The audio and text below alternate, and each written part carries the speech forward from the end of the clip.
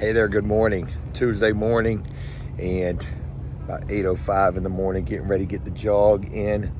Beautiful day, starting out as no wind. Gonna try to make it a productive day. I gotta pick up a couple of materials, get back over to the residential job, but I gotta get the run in first thing, so let's get that out the way and get ready to rock and roll. Probably should have started filming as I was trying to start my truck. It took about 10 seconds to start, just for like 10 seconds before it started. All right, hey, something feels weird in here. I'm sitting really close to the steering wheel, and I feel like somebody has been in my truck. But my truck was locked last night. It's been locked. So, does somebody got a flipper device and they've cloned my key and they're toying with me right now before they're getting ready to steal my truck? I don't see anything else that looks disturbed in here, but the seat was way up. And I would never have the seat up like that. And, you know, if they are toying with me, they know that I'm very intelligent and that I would pick up on that.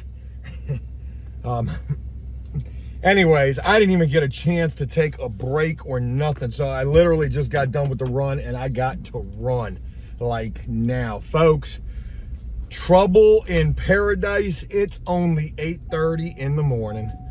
Oh boy. So the game plan was, and the game plan still is, to do my run and then go to Lowe's and then go to the residential job. And well, I did my run. I'm on my way to Lowe's, and from there we'll go to the residential job. But as I was doing my run, my top guy calls me. He was supposed to be there at 8:30. He calls me, he's like, yo man, I'm like 15 minutes away. And I'm like, what do you mean? He was like, oh well, other dude, he gotta go to the hospital. He's got breathing problems, and this dude's been had breathing problems numerous times and has had to go to the hospital numerous times. So, sucks that we're having a bit of a medical emergency first thing this morning, but none of that is gonna be excusable to the homeowner and also to my budget and prediction of, you know, or estimation of 4 to 5 days on this job. So the game plan out here today was to continue with the repair work. Now, the big issues of concern are that window. The window is almost done, just a little bit of trim work that needs to be done around it. Windows installed, all of that. We'll see that when we get there. The bay window needs the quarter round taken care of, a little bit of wood filler work, whatever there. And then the front door needs a fair amount of work as well. But nowhere near what the window did. So the game plan was finish the window today, get on the front door today, get that done. And then my other guy was going to be prepping the, like, whatever was left of the house to be prepped, which isn't going to be much, and then get to painting today. We were going to get 2 sides of the house painted today. Well, that's not going to happen. This isn't a good look. Let's just say that. No matter what the situation is, medical emergency, whatever, this is not a good look. Only having 2 guys left on my crew, and then only having one of them on day 2 on a brand new job where the customer gave me a half upfront deposit. I just got to be honest, it's not a good look for us. And you know, I could say, hey, thank God the guy's a fan, but what if he wasn't? What if he wasn't Tyreek Hill? Little analogy from what happened to Tyreek Hill over the weekend. Shit, man. I know what you're gonna say too. Joe, just go out there and do the damn job yourself. And you know, that may end up having to be the case. Leaving from Lowe's. Yeah, boy.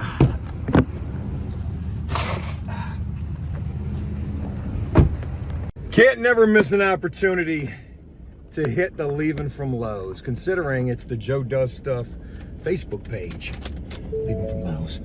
All right, Well, folks, we're about to hit all the traffic in the world trying to get back to this job. So I got the stuff that I needed. I got a pair of tin snips. I've got tin snips, but they're in my storage unit, and that is a million miles away. So just spent 30 bucks on a set of tin snips because we got to put some coil metal that's already been broke around two windows. That's a part of this job as well. So, you know, we're not just a painting company, man. No other painting company, I don't give a damn. They ain't gonna be doing no metal wrap, but we are. So, speaking of storage unit, crazy story. I just got a piece of mail, a bill. My storage unit is $368 a month. I've got a massive storage unit. It's pretty big. And my storage facility has just recently been sold, and a new company's taken over. So I knew it was only a matter of time before they were going to try to jack the rent up on me. Well, yesterday I received that confirmation. Folks, they're jacking that rent up by almost $100 a month. And in terms of rent for storage, hey man, that's a pretty decent price increase. So I'm going to go to them as soon as I can and just tell them, hey, look, respectfully, nah, I ain't paying that shit, and I will have my stuff out of here by immediately. I know that, you're going to prorate me, but I'd rather do that than pay that insane price that y'all are asking for storage. Everybody just wants, everybody wants the most. Damn sure do, especially when it comes to rent. Secure that though. Okay. All right, hey, welcome to This Old House with Joe, and Joe does stuff, and top guy with me. All right, so what you're looking at right here, we had to pop the window back out because Joe didn't like it. And it is what it is. Sometimes when you're dealing with old wonky stuff, you got old wonky stuff you got to deal with. So what was the issue that we had? The window was in. I probably should have showed it to you prior. And in terms of where that window is in comparison to where this window was sitting a little bit lower than that window. And you really couldn't tell unless I looked at it. And that's what I saw. So, all right, real quick. And we're not gonna flash anything. Okay. We're gonna dry fit the window, and then we're gonna build out these sides. Okay. Once we got these sides built out and on the inside probably, then we'll flash it. Okay. And then we'll secure the window. Old Joe with the coil wrap metal. Boy, though, if that weren't something right there. All right, cleaning up the job site. It's 12 o'clock. I'm getting ready to get up out of here. All right, I'm good. Appreciate you, man. All right, appreciate you, Joe. See all that damn sawdust? Yeah, we've been working. All right, storm door is off now, and the repair work has been made in this area. All that is looking clean. Gonna be wood fillered all up, make it look real good. And yeah, spent half the day out here getting shit done.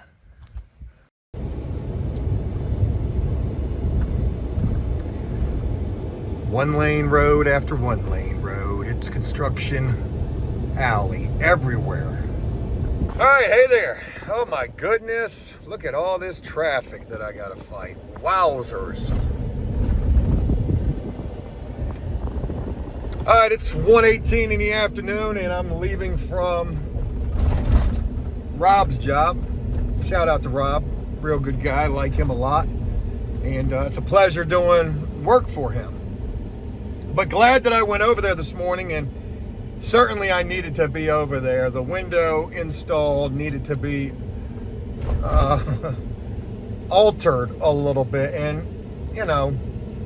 my guy and my top guy, he knows what he's doing. He just wasn't keeping in mind that the window needed to be lined up with the other window. Honest enough mistake.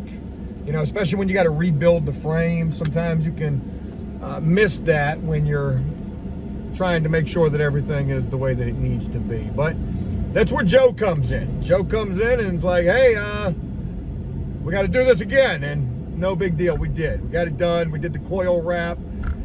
That metal work, woo, Joe don't like the metal. You got to worry about cutting yourself. Ironically, I did not cut myself at all. I was extra crispy with that metal work and careful as well. It's hot as all get out. Damn, it's only 84 degrees. It feels like it's 90 plus outside for whatever reason. And who knows, maybe it's because I haven't been working outside too much as of late, but felt good to get back out there and get right into it. Reminded me of a flip house. And that's where I gained a lot of my experience from. I was going to say expertise, but that probably wouldn't have came across right. So again, it's 1:20 in the afternoon. I'm not going to be able to do my live stream on After Prison Show. But again, a sacrifice has got to be made. This job is very important, and very important that it gets done correctly, done efficiently. And I'm down a guy. Holy shit, how we start a job and I'm down a guy on the second day. Just the way that it goes, though. I'll probably be down him for the rest of the job, and that's okay. I can put in a half a day out there for the remainder of the week, and we can certainly get where we need to be at. By tomorrow, hey, we're painting that house. So I'm ready. And the repair work will be pretty much all the way done. Yeah, it should be all the way done by tomorrow. The only reason it won't be is because I got to go find this funky piece of wood. Little intricate trim piece. I don't got no freaking idea what this is or where this is. But we'll find it. And yeah. So felt good to be out there putting in some work. And I'm gonna go work on After Prison Show because I haven't had a video on After Prison Show in some days. And in fact, the last video that I had up there was about me selling my dirty my dirty underwear. Kidding. My dirty underwear after prison. You know, there's embarrassing content that you can put out there, essentially whoring yourself for the views, sort of like OnlyFans. You know, telling stories that you know damn well you only telling because you know them stories could, should, would get some views. So two things about that. One, there ain't nothing like telling an embarrassing story about yourself and that shit going viral and the whole world hearing about it, and now you're really questioning why you told that story when you know why you told it. You told it because you knew it would get you some views. And then two, there ain't nothing like telling an embarrassing story and that shit underperforming, sort of like some underwear. Yo, man, that video got like 3,000 views. I said to myself, I was like, man, I'm about to take this shit down. Like, this is embarrassing. This is more embarrassing than the story. Damn views the damn video got. But you know what's crazy is Joe Does Stuff is actually performing better than After Prison Show, a channel with 1.3 million subscribers. But, you know, the writing's on the wall over there. It's over for me. And to be truthful with you, don't tell anybody I said this, but I'm going to tell you something, tell you a little secret. It's over for the prison genre. I mean, I know there's people who are still doing good views, and good for them. But if you stick around long enough, eventually the party's over. It seems like, in more cases than not. I don't see a lot of cases of longevity where, you know, it's long lasting. I ran it for 5 or 6 years pretty decently. If you make it that long, hey man, maybe that's the life expectancy of a prison channel. But I tell you what is humbling and also just really touching to me, and it means a lot to me, is reading comments here on Joe Does Stuff where people say, yo, isn't that the dude from the prison channel? Hey, it's so cool to see you evolving. And that's pretty badass. I appreciate, you know, those words and appreciate the support. Anyways, hey, look, that's all for today. Felt good to get my hands dirty a little bit. Felt good to not bleed. That was something I was really worried about, was I was going to cut the shit out of myself with that coil metal wrap. But I didn't. And for that, I'm grateful. So tomorrow should be the beginning of paint day over at the residential job. And oh, real quick, in conclusion to this video, it's also over for us with apartments. Them people have been lying through their teeth to me about payments, and I'm done. I'm gonna wait to get my money, and hopefully they're gonna cut these checks on the 12th, is what they're saying. Oh, I didn't even share the email with you, did I? So they would finally email me this morning. I was driving when the email came through, and they said, all of your invoices have been approved.